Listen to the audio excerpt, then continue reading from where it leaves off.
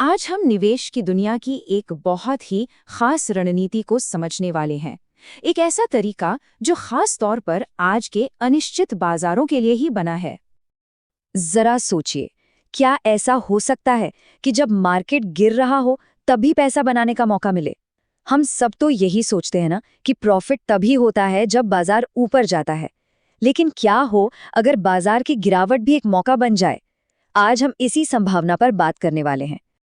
तो इसमें और पारंपरिक निवेश में आखिर फर्क क्या है? देखिए, फर्क बिल्कुल साफ है। पारंपरिक निवेश में हम सिर्फ उन स्टॉक्स पर दाव लगाते हैं जिनके ऊपर जाने की उम्मीद होती है, लेकिन लॉन्ग शॉर्ट निवेश में हम ऊपर जाने वाले शेयरों यानी लॉन्ग पोजीशंस के साथ साथ नीचे गिरने वाले शेयरों यानी शॉर्ट पोजीशंस से भी फायदा कमाने की कोशिश करते हैं। तो चलिए इस एक तरफा सोच से आगे बढ़ते हैं और समझते हैं कि ये लॉन्ग शॉर्ट रणनीति आखिर है क्या। तो सीधी साधी भाषा में कहें तो लॉन्ग शॉर्ट रणनीति एक तरह की दोहरी चाल है।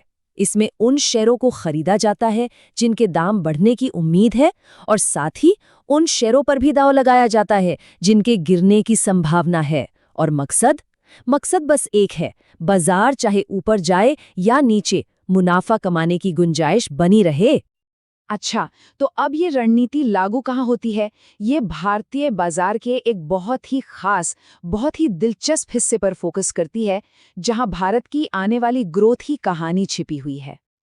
और वो खास हिस्सा है मिड कैप का, मतलब स्मॉल और मिड कैप कंपनियां।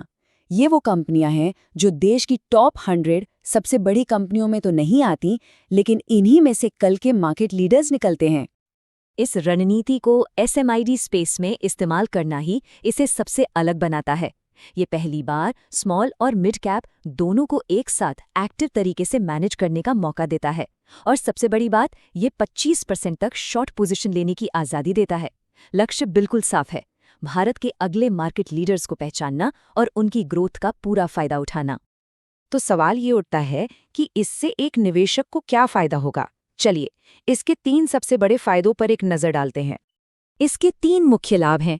वोलेटिलिटी यानी बाजार के उतार चढ़ाव का असर कम करना, बेहतर डाइवर्सिफिकेशन यानी विविधता लाना, और अल्फा यानी एक्स्ट्रा रिटर्न कमाने की क्षमता।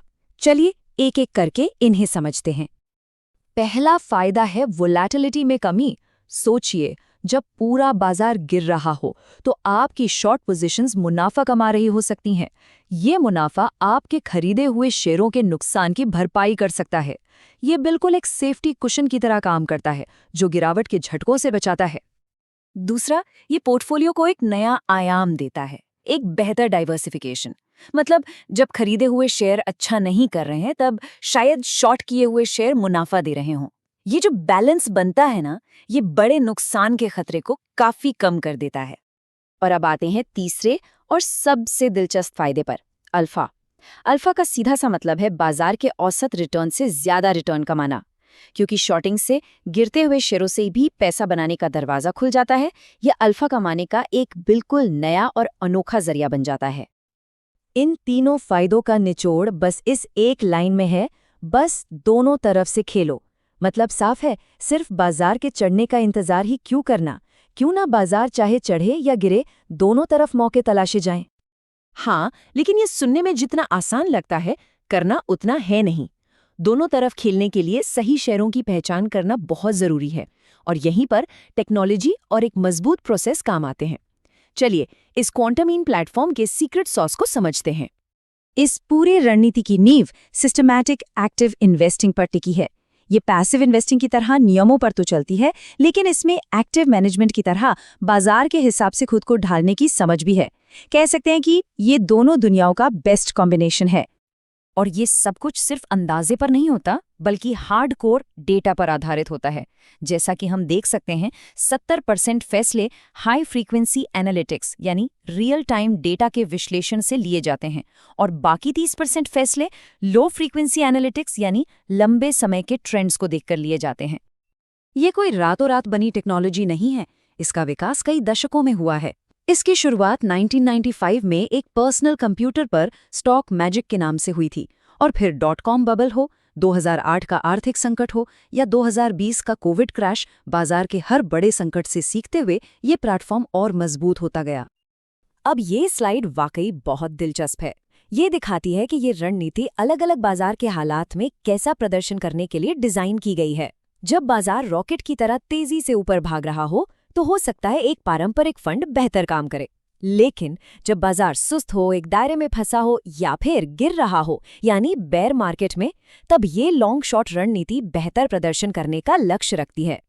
तो कुल मिलाकर ये सिर्फ एक नया फंड नहीं है, बल्कि ये निवेश करने की सोच में एक बड़ा बदलाव है, एक विकास है।